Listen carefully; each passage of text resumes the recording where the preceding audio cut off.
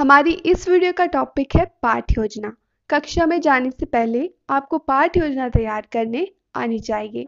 किसी भी टीचर के लिए इसकी बहुत इम्पोर्टेंस रहती है। तो सबसे पहले जानते हैं कि पाठ योजना आखिर होती क्या है। पाठ योजना एक ऐसी योजना है जो अध्यापक कक्षा में जाने से पहले बनाता है। ये इसी तरह की योजना है कि जिस तरह से एक बिल्डिंग तैयार करने से पहले इंजीनियर उसका मैप बनाता है, तो अध्यापक के लिए भी ये उतना ही ज़रूरी है जितना कि मैपिंग करना, यानी कि प्लानिंग करना। बिनिंग के द्वारा दी गई परिभाषा है कि दैनिक पाठ योजना के निर्माण में उद्देश्यों को परिभाषित करना, पाठ्य वस्तु का चयन करना तथा उसे क्रमबद्ध रूप में व्यवस्थित करना और प्रस्तुतिकरण की विधियां एवं प्रक्रिया का निर्धारण करना है। तो इसमें यह सब कार्य किए जाते हैं जिन्हें हम अभी डिटेल में और समझेंगे। सबसे पहले जानते हैं कि इसकी ज़रूरत आखिर क्यों है। प्लानिंग के साथ किया गया हर कार्य सफल हो सकता है, लेकिन बिना प्लानिंग के आप समय और ऊर्जा को ही बर्बाद करेंगे। अब हम ये जानते हैं कि एक टीचर के पाठ योजना बनाने के पीछे क्या उद्देश्य होते हैं। कुछ उद्देश्य हैं कि कक्षा में जाने से पहले वह क्रियाओं को और अपनी सहायक सामग्री को पहले से निर्धारित कर लेता है। सहायक सामग्री वह सामग्री होती है जो उसे शिक्षण में सहायता करेगी। इसके साथ वह यह भी निर्धारित कर लेता है कि उसे कक्षा में कौन से विषय को यानी कौन से टॉपिक को पढ़ाना है।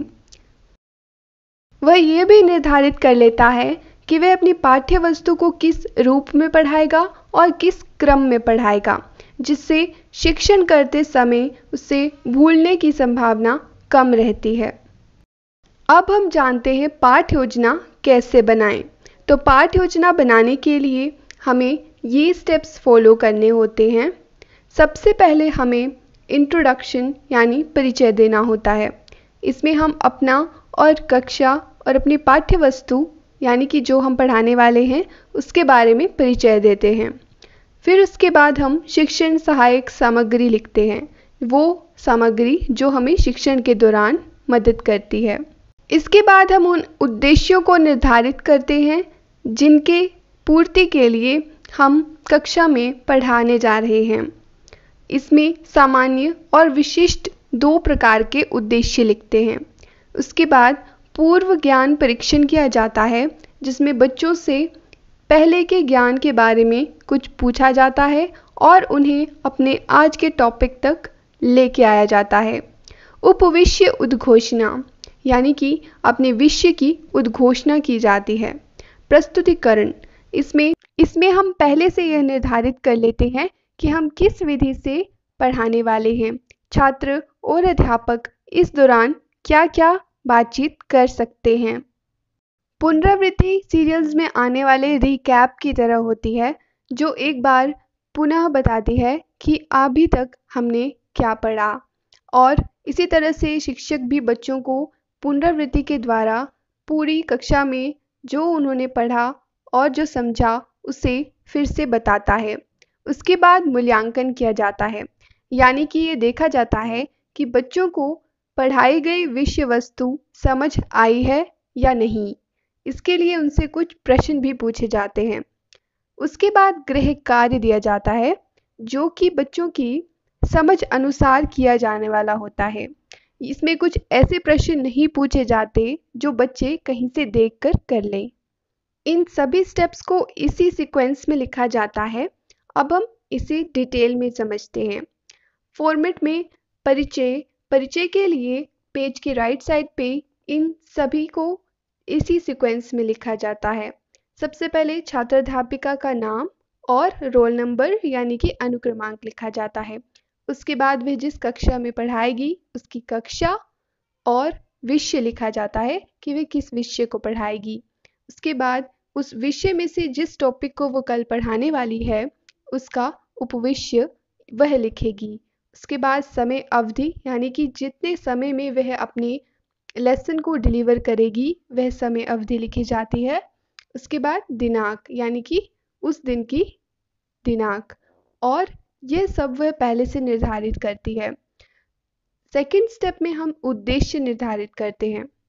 परिचय के बाद सामान्य उद्देश्य और फिर विशिष्ट उद्देश्य दिए जाते हैं। यह वह उद्देश्य हैं जो अध्यापक पढ़ाने के पहले ही निर्धारित कर लेता है, क्योंकि इन्हीं की पूर्ति के लिए वह अध्यापन कार्य करता है। सामान्य उद्देश्य वह उद्देश्य होते हैं जो विषय को पढ़ाने के पीछे कारण होते हैं। इन उद्देश्यों के बाद छात्र उस विषय में कुशल हो जाता है। इसीलिए टीचर को इन उद्देश्यों को ध्यान में रखकर ही पाठ योजना तैयार करनी चाहिए। विशिष्ट उद्देश्य वैसे उद्देश्य होते हैं जिन्हें उसी दौरान कक्षा में पूरा किया जाना होता है। यह सामान्यतः उसी पाठ से रिलेटेड होते हैं, यानी कि उस लेसन से रिलेटेड होते हैं जो हम क्लास में पढ़ाने वाले हैं, जबकि सामान्य उद्देश्य को पूरा करने के लिए काफ़ी समय लगेगा। विशिष्ट उद्देश्य उसी दिन पूरे हो जाएंगे जिस दिन हमने पाठ पढ़ाएंगे।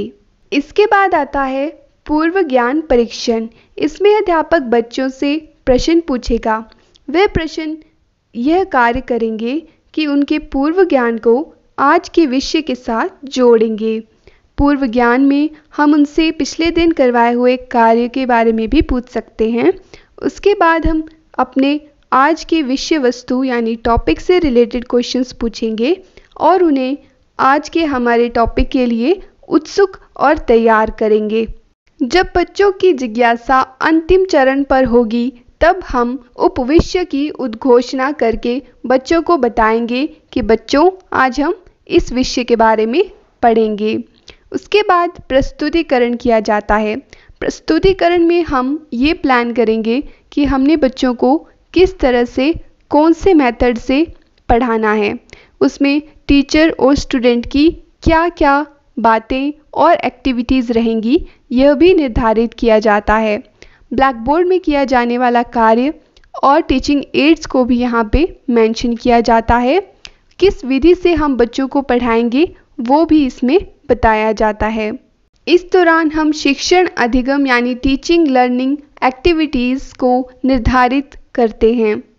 इसके बाद अंत में हम रिकैपिचुलेट यानी कि पुनरावृत्ति करते हुए कहते हैं कि बच्चों आज हमने इस विषय के बारे में यह जाना। इसके बाद हम मूल्यांकन में कुछ प्रश्नों का निर्धारण करेंगे, जो प्रश्न हमें यह बताएंगे कि क्या हम अपने विशिष्ट उद्देश्य की प्राप्ति कर पाए या नहीं।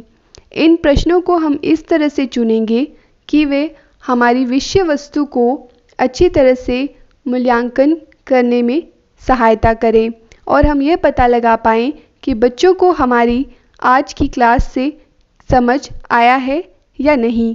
उसके बाद हम गृह कार्य निश्चित करते हैं कि गृह कार्य कैसा होना चाहिए और कितना होना चाहिए।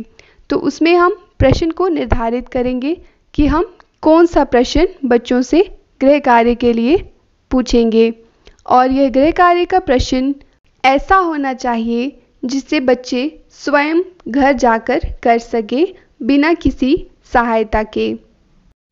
अब हम लेसन प्लान को एक एग्जाम्पल से समझते हैं। इस तरह से आप पेज के राइट हैंड साइड पे अपना इंट्रोडक्शन लिखते हो और उसके बाद टीचिंग एड्स मेंशन करते हो। उसके बाद आप अपने सब्जेक्ट से रिलेटेड यानी कि इसमें मैथ है तो जनरल ऑब्जेक्टिव्स इसी से रिलेटेड लिखते हो। उसके बाद हम इसमें स्पेसिफिक ऑब्जेक्टिव्स मेंशन करते हैं कि आज के हमारे टॉपिक को पढ़ाने के पीछे क्या उद्देश्य हैं। फिर हम प्रीवियस नॉलेज टेस्टिंग के लिए कुछ क्वेश्चंस पूछते हैं, जो ऐसे क्वेश्चंस होंगे जो हमारे इस टॉपिक तक हमें लेकर आएंगे। जैसा कि आप इस लेसन में देख सकते हो कि मैंने लेस देन, ग्रेटर देन और इक्वल टू के साइन के लिए उसी से रिलेटेड क्वेश्चंस पूछे थे। अनाउंसमेंट ऑफ टॉपिक की जाएगी। इस तरह से आप अनाउंस करोगे कि बच्चों आज हम ये पढ़ेंगे। फिर हम प्रेजेंटेशन करेंगे। प्रेजेंटेशन लिखते समय हम उन्हें 4 कॉलम में डिवाइड करेंगे। एक में हमारा लर्निंग पॉइंट यानी विषय वस्तु होगा, प्यूपिल टीचर प्रोग्राम यानी छात्र अध्यापिका क्रियाकलाप होगा, स्टूडेंट्स एक्टिविटीज़ यानी छात्र का क्रियाकलाप होगा, ब्लैक बोर्ड वर्क यानी श्यामपट्ट कार्य होगा।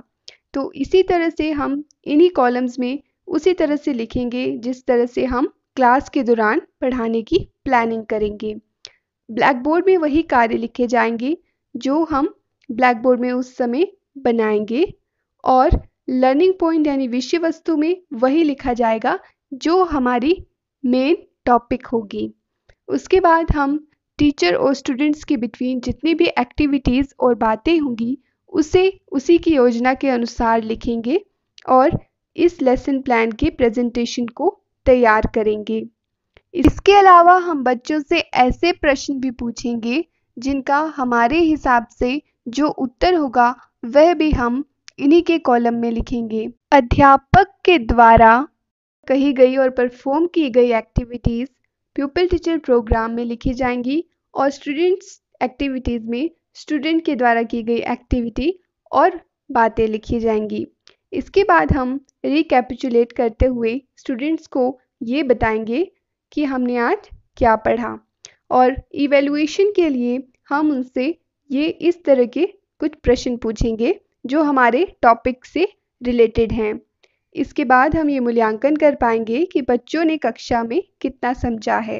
इन प्रश्नों को कक्षा में पूछे जाने के बाद अध्यापक को ये भी पता चल जाता है कि उसकी कक्षा में पढ़ाए जाने वाले विषय को बच्चे समझ पाए हैं या नहीं, और इनका डिज़ाइन इसी तरह से किया जाता है कि बच्चों का मूल्यांकन पूर्ण रूप से लिया जा सके।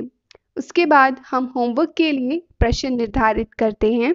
यह प्रश्न ऐसा होना चाहिए कि बच्चे आज की क्लास के बाद स्वयं घर जाके इस होमवर्क को कर सके और वह बिना किसी सहायता के कर सके। ये ज़्यादा भी नहीं होना चाहिए, लेकिन ऐसा होना चाहिए जिसे बच्चे स्वयं अपना दिमाग लगाकर करें और कहीं से देखकर उन्हें इसका जवाब ना मिले। इसी तरह हिंदी भाषा में भी हम पाठ्य योजना तैयार करेंगे तो अपना परिचय देंगे। उसके बाद सहायक सामग्री का उल्लेखन करके सामान्य उद्देश्य तथा विशिष्ट उद्देश्य बताएंगे। उसके बाद हम पूर्व ज्ञान परीक्षण हेतु बच्चों से प्रश्न पूछेंगे।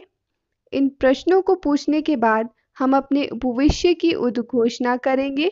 उपविष्य उद्घोषणा से हम प्रस्तुतिकरण की ओर बढ़ेंगे।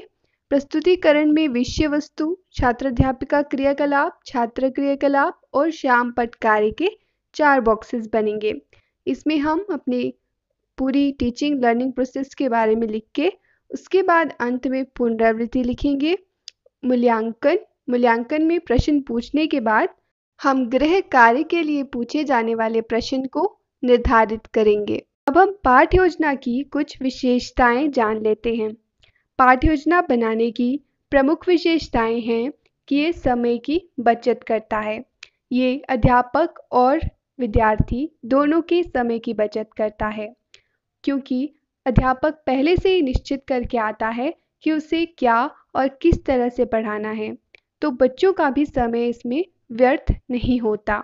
सहायक सामग्री भी पहले से ही निश्चित व तैयार करने की वजह से कक्षा का समय व्यर्थ नहीं जाता।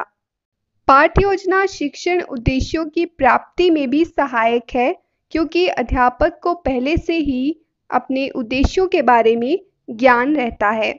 बच्चों के निरंतर मूल्यांकन में भी इसका योगदान है, क्योंकि हर पाठ के अंत में बच्चों का मूल्यांकन किया जाता है। अपने शिक्षण को प्रभावशाली और बच्चों पर आधारित बनाने के लिए पाठ्य योजना को तैयार करना बहुत ज़रूरी है। इसके अलावा पाठ्य योजना शिक्षा मनोविज्ञान पर आधारित होती है, और शिक्षा मनोविज्ञान का यही मानना है कि छात्र को केंद्र बिंदु रखकर हमें अपनी योजना तैयार करनी चाहिए। छात्रों की रुचियों, मानसिक आयु और उनकी आयु को ध्यान में रखकर ही पाठ्य योजना तैयार की जानी चाहिए। पाठ्य योजना शिक्षक को सफल अध्यापन के लिए दिशा निर्देश देने का कार्य करती है। धन्यवाद।